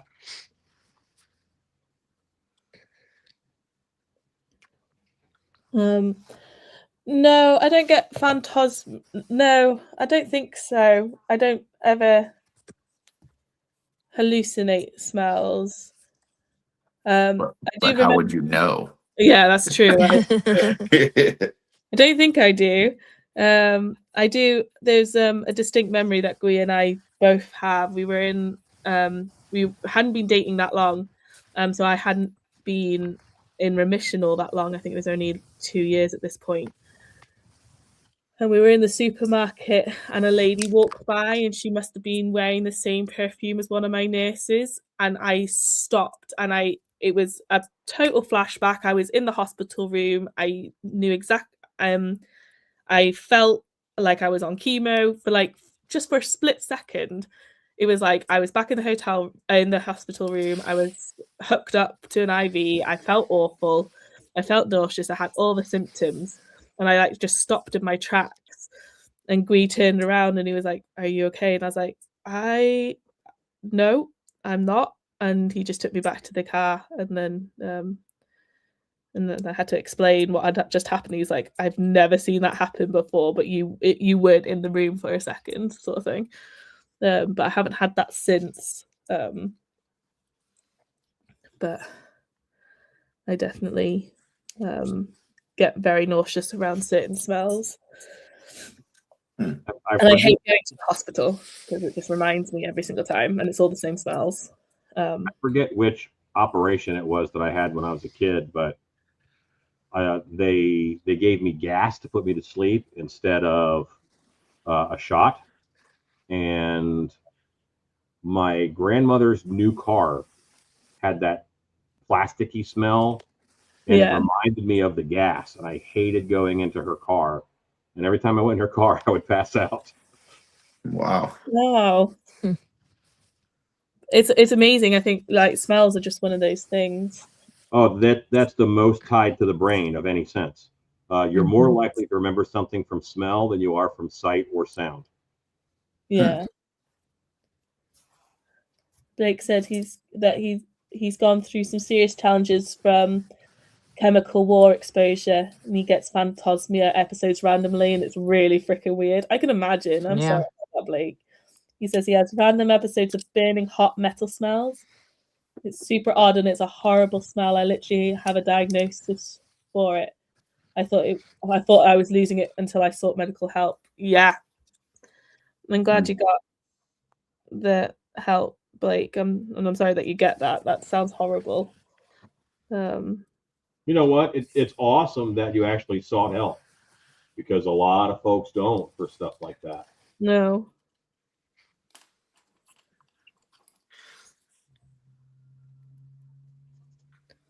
Yeah, there's somebody that I know that hates going to the doctor, even when they absolutely need to. If they happen to be watching this episode. You know who you are. Yeah, I think I don't like going to the doctors or the hospital because it's that exposure to the smells, and I don't like feeling weak, which is why I don't like being ill. It makes me feel a bit lost, to be honest with you. But I am very much an advocate for going to the doctors, getting that help that you need, because I wouldn't be here without it. And I know it's hard. And I mean, your health system is different than ours. I get it.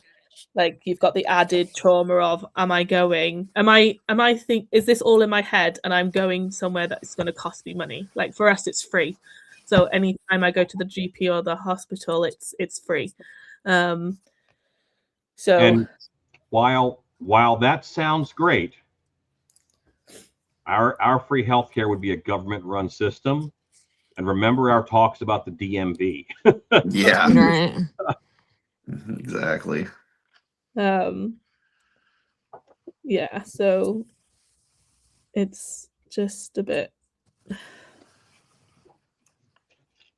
yeah, like I have to be thinking I'm dying if I'm going to the hospital. That's what I mean. Like, I kind of like, I can understand that, like, there's an added trauma of getting a massive bill at the end of it. Like, it's like, and I have insurance, but it still costs me, I think it's like $150 just to go to the ER. Yeah. So I can kind of understand people's reluctance, and I work in health and social care, so I do hear stories, and I do hear stories from people who have had horrible experiences in hospitals. I haven't. I've been very lucky. I had really good treatment and care, but that was probably because I was a 22, 24-year-old female in a hospital. Like, cancer does unfortunately affect a lot of elderly, and they rushed me through on a lot of things because I had more life to live, unfortunately. So I can understand.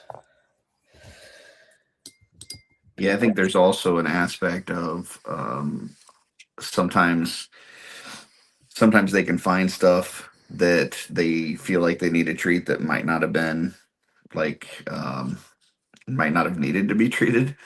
Right.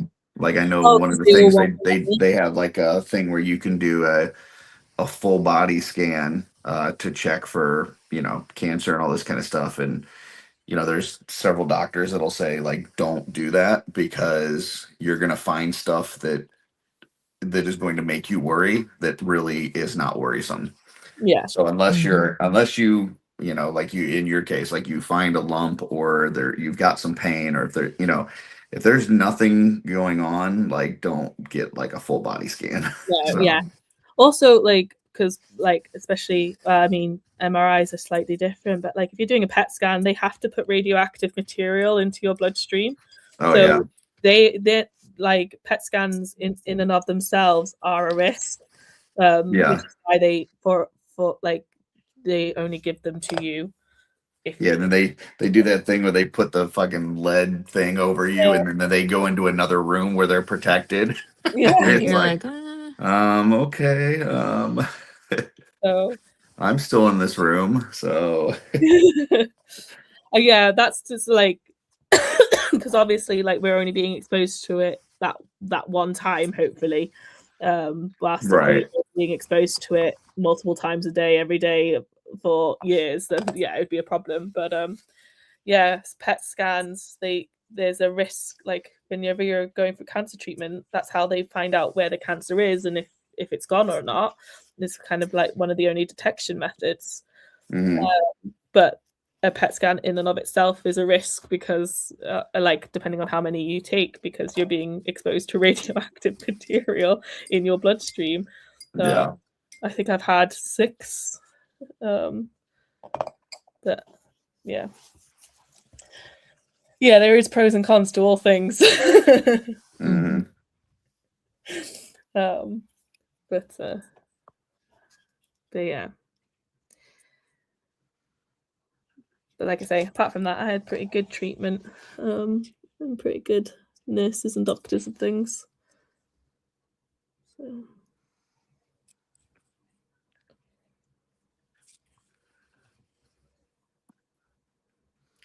And then we have toys. And then we have toys. Yeah. Yeah. That's anytime I see somebody like online getting riled up about anything, you Yeah. know, Mm-hmm. politics or, I don't know, just international things or whatever. I'm just like, I like toys. It's the best way to be, I think, sometimes. Yeah. Mm-hmm.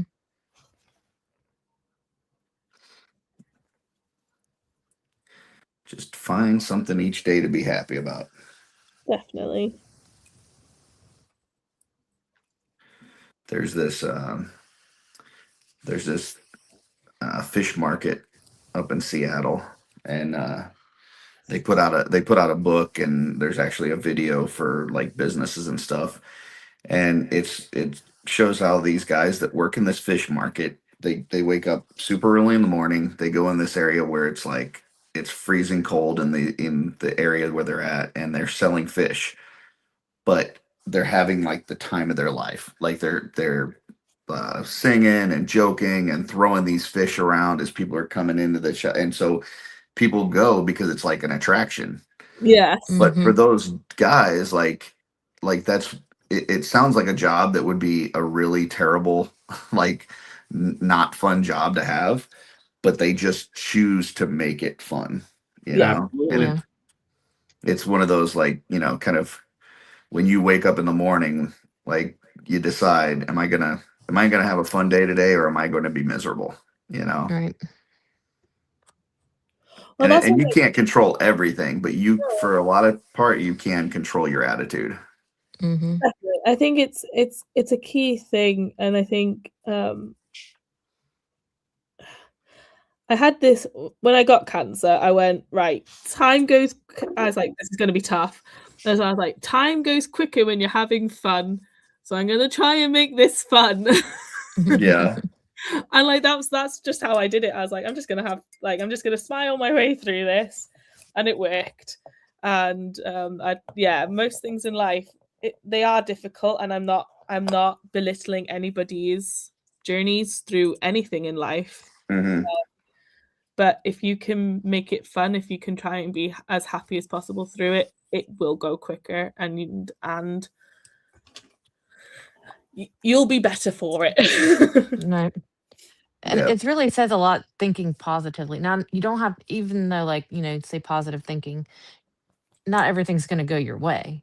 No. Correct. But if you have a positive attitude and, it does help rather than being like, oh, my life sucks, you got to think better, and it helps a lot.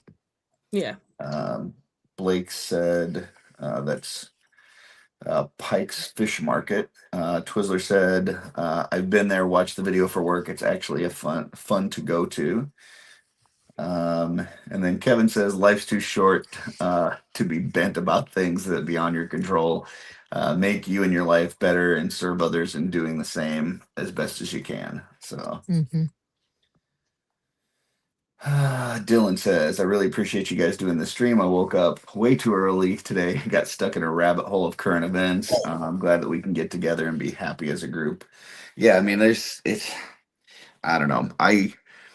Once again, I was talking about with my friend earlier this week that was kind of struggling with a rough time. Like when I went through my divorce for my first marriage, like it sucked and I was miserable and it was not a fun time, but it led to certain things that have made my life better, including like finding Darla. And, one of the other things was as I was going through like marriage counseling and stuff, trying to save things at the end, I realized that I can't control what anybody else says, does, thinks. I have no control over other people, but I do have control over how I react to other people. Yeah. And so if I'm in a situation where somebody is constantly putting out negative energy and it's not healthy for me, then I just need to extract myself from that situation. Yeah. And sometimes, I've been accused of like burying my head in the sand and not paying attention to certain things in our world. And, that's probably fair, but I don't care. Yeah. I'm kind of the same. Will this be important 2 years from now? Will this be important, 5 years from now? I bet it won't. Yeah. And I'm not, for anybody that is, taking up a cause or anything, I'm not faulting anybody for doing any of that. Like you do what you feel is right. But for me, I'm going to do things that make me happy. And I'm going to, like, I started to, after I went through that, like discovering things like, look at these pretty clouds and there's a deer crossing the road, and like just like looking at nature and just appreciating things that I took for granted before. So I think that's a good way to be. That's not saying that I don't have bad days every now and then where I do feel miserable, but I think they're much fewer than what they were in the past. Yeah.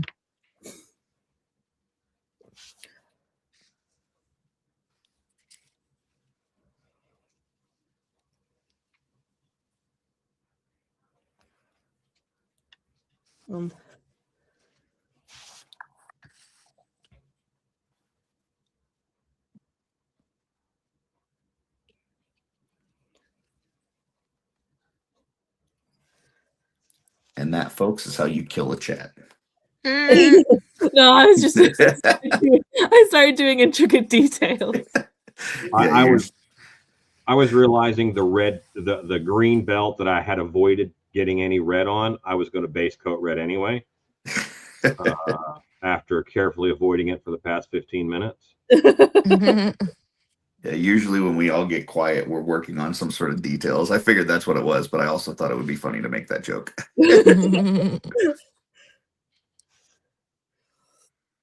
No, we were all thinking, well, glad you're happy, Curtis. That's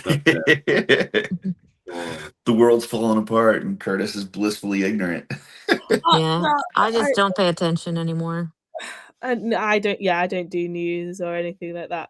It's what I was saying at Legion's Con though. Like I can be a lot more sort of free to be who I am because I've got Gui at my back, because I know that he'll sort of protect me and sort of so like I come from a very conservative background, so I can be very naive at some times, and he kind of helps me through some of that and like protects me from some things, because there's some things that my naivety has saved me from on purpose. But he is very good at sort of making sure that like I'm protected. Like if we go out, I don't even look when I'm crossing the road anymore. I just, like, if he's crossing the road, it's safe. I don't even look anymore because I'm like, oh, I'm safe, I'm fine. And like at Legion's Con, that's like I can be very carefree because I know that he's got my back, sort of thing. So I'm very lucky in that respect. I don't have to be like fully switched on all the time. It's much better when you're in a relationship where you put the other person first and they put you first, right? Yeah. Like, because then you know that you always have somebody that's there for you. So. Yeah. Curtis, how long are we going today? Typically it's 2 hours, which we're coming up to the end of that. So we got about 9 minutes left. Okay. 9 minutes. Dylan says, I think we should be all a little bit more like Curtis. Nobody has ever said that in the history of mankind. So, Let me be able to be on more shows. Blake says, I think more balanced, critical thinking chats are super important. Sometimes the tough conversations need to be had. The art of communicating effectively is a lost skill. Agree to disagree is okay. Yeah. Yeah, there's a, I don't know. It's one of those things where it's like nobody's ever won an internet argument, right? Like very rarely are you going to change somebody's mind. So then what happens is you end up with all these silos where people of like mind are just like preaching at one another on stuff that they agree about anyway, because they don't want to listen to the other people. And that's the problem with social media and algorithms. Yeah. It's something that the Euro guys were saying as well. Like, if you're gonna, because they were doing their unpopular opinions like video. Yeah, I gotta watch that. If you're gonna post an opinion, you've got to be aware. You've got to be prepared for people to not agree with your opinion. If you publicly post something, like, don't get your knickers in a twist because people aren't agreeing with you. Yeah, if somebody doesn't agree with you, that doesn't mean they're attacking you. Yeah. Right. Everyone has their own. Yeah. That's one thing that I know Dorklayer says all the time. Is like people feel like if somebody doesn't agree with them, that means they're being attacked. And it's like, no, they just don't agree with you. Now, that's not to say that nobody ever gets attacked, but I think often people are just like, I said something and you commented that you didn't agree with that. That's wrong. And you shouldn't attack me like that. It's like, no, that's not what that is. See, I have I can see both sides to a lot of different views. So it's like, I can understand, this way, and I can understand this way, being that, I did used to work in a jail. So it's like, I can see it both ways. So I'm like, I don't have an opinion. I don't care. Well, I think that's what you have often is that, and it doesn't matter whether it's, politics or religion or anything. Like, you've got a bunch of people in the middle that are pretty open-minded. And then you've got people on one side that are super loud and people on another side that are super loud, and they do all the yelling and back and forth. And then there's all these people in the middle. They're like, yeah, I see your points and I see your points, but it is what it is. So Curtis, yeah, it's okay to have a difference of opinion, and just because someone disagrees, it doesn't mean that they're attacking you. Correct. Except if you watched last night, Let's Go Off-World. Anytime someone picked a different wrestler than you called them stupid. They were picking Arn Anderson over clearly better wrestlers. Okay, I just wanted to maybe make that note. Yeah, no. In that situation, they were just, listen, everybody can have their opinion, but their opinions were wrong. Right.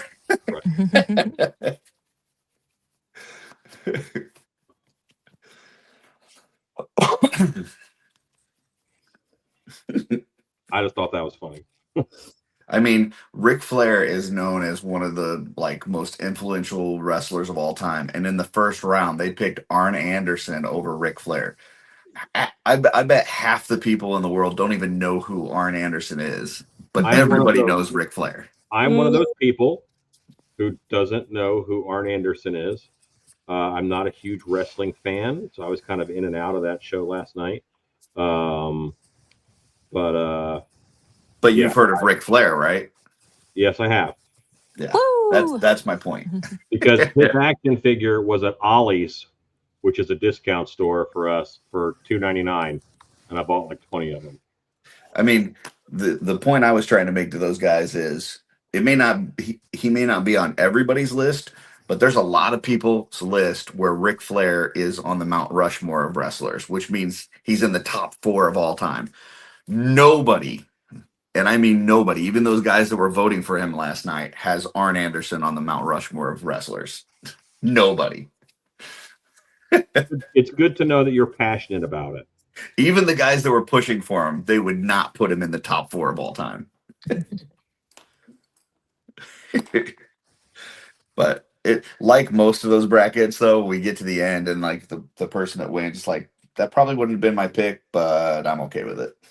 So who was your big winning wrestler? Hogan won in the end. Ew. So, well, we weren't voting for a person. Okay. We were voting for the wrestler. So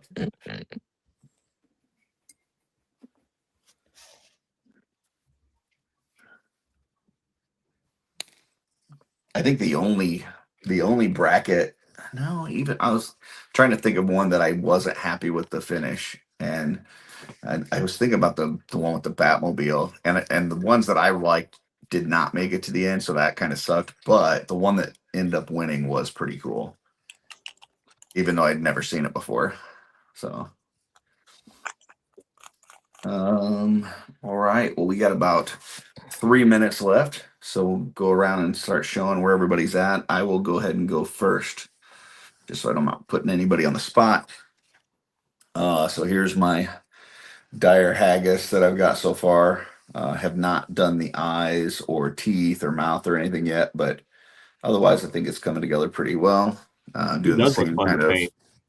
Yeah, doing the same kind of color scheme on the little one.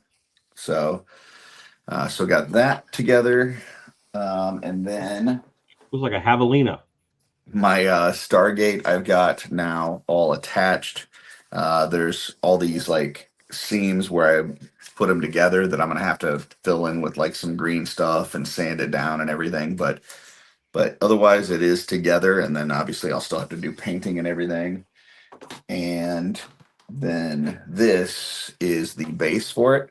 So it's like this set of steps, and then it's got this opening in the back that the Stargate goes into. So yeah, so still a lot of work to do on that, but at least I got started. And let's see, next we will go to, anybody ready? I'm ready. All right, I will go to Alan then.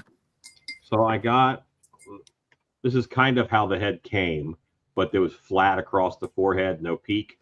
So that peak was sculpted on. This one, I got the peak sculpted on, and I got the whole head painted. And I even did okay on the eyes. I'm happy with my eyes on their first pass. So that's thrilling. And then his body, I got his armor painted, and I got this fur piece attached. So I'll have this custom done today in maybe another hour or so. Very cool. I love that head. That came out great. The sculpting looks great as far as like the hair details, and then the paint job is awesome. Yeah, thank you. That's really good. All right. Next, who's ready? I am. All right. So this guy is not finished yet, but he's coming along nicely. I think I've gone and made it more complicated than it should have been, really. But I've put some bronze and gold details, and then like filled in all the cracks with a bit of a green. But it's not done yet. But I did finish my Dire Haggis. So I've done their teeth and their nose and their purpley eyes. Very cool. So, Megs, can you pull that head back up? Yeah. Is it going to be like gray statue based? Yeah, he's going to be gray statue based. That was the idea behind it. Is that it's I think like an Armenian statue. Mm-hmm. Rich Jones from the Euro Legions is really into his history, so he commissioned this head, and then it was a Legions Con exclusive. So, and I loved the idea of it being a statue, but I'm making it a bit more of an ornate one. Gotcha. Because I'm like, I really would have done a base on the beard first, but yeah, I got you. Since it's a statue, those are ornamentations on the statue. Looks great. Yeah, and then I'll make it look, because it's got all these cracks in it. So what I'll do always like put a wash on it and make it look aged. Probably dry brush some like mossy parts. Nice. Twizzler says, I love those haggises, whatever the plural of haggis is. I like Haggai. Yeah, Haggai. And you mind showing off your little palette there? Because I thought that was kind of cool. My little palette? Yeah, the silicone thing that you had there. Oh, this one? Yeah. I got this in Legion's Con, so like during the Paint-to-Palooza. And it's so good. So basically now I will let this dry, because I only really paint on Saturdays. I'll let it dry and then I'll just pop up all the paint. Yeah, I've got one of the fidget poppers that I had kind of used for that, but that's really nice. I like that. Okay. I used my table. Yes, we have seen Alan. Here, I'll pull Alan back up for a second. There you go. It's fine. That works too. All right. Stacy, what do you got? Okay, so I'm not done with either one of my heads, but Ooh, I'm liking that hair a lot. That's her cool. And like I thought I could do the dry brush, but I was like, no, I'm going to do big like streaks. Yeah, that's cool. So I did that. Not done with her face yet. And then this other one. Very cool. And like a different thing. Not done with her either, but do you have bodies that these are going on, or are you just doing the heads? Well, I'm just doing the heads, but I think that this one here would look good on the engineer's body. Yeah. Because I have an extra one. Yeah. Or maybe I have another extra something, but I can't remember what it is. So I have to go look. But yeah, I might do a full one of this one. Awesome. I think that looks really cool because it looks like blue flames for her hair, and then the other one just looks so much like a dryad, like a water. Like, oh yeah, lovely. Yeah. Twizzler says those both pop, and then he says, "Nice work, everyone." So thanks. Beautiful. So thank you everybody for watching. We will also be doing a mod squad this upcoming Wednesday because Jeremy's not doing his, so we'll be doing an Art by Ackerman mod squad crossover. Although as I look through the chat here, pretty much every comment came from the Legions ladies stream, which is fine. But on Wednesday you will be able to see it on either one. So we will I'll probably put that link up today and get it to Tanya so she can link it to the Legions Ladies Live. So Wednesday we'll be back to do some more painting. Tomorrow I will be on New to Mythics with Schmerber. And then Sunday night I'll be doing something with Joe Gonzalez. I'm not sure what. Anybody else have something that they going on they want to promote before we close out the show? Nope. My haunted house is open Friday the 13th, February, and Valentine's Day. So come see a haunted house, get scared with your sweetie. What does a Valentine's Day-esque haunted house look like? So we do a Dead by Dark Hour format for off-season shows where you can die inside. Oh. And where the actors will put a sticker on you, which is like a wound, like they killed you. Okay. So you have to avoid them. And it's a blackout show, and they have LED eyes, so you can see them coming like around corners and stuff. Mm-hmm. And you have a glow stick. But if you hide your glow stick from them, they can't see you. Mm. So that's the concept of this one. But so you can, if someone's about to kill your sweetie, you can uncover your glow stick and get their attention, and then the monster comes to you, and you just sacrificed yourself for your sweetie. All right. Okay. So like if there's a haunted part about crossing a road, we know Gwion will go before Megs because he will sacrifice himself. Yeah. Awesome.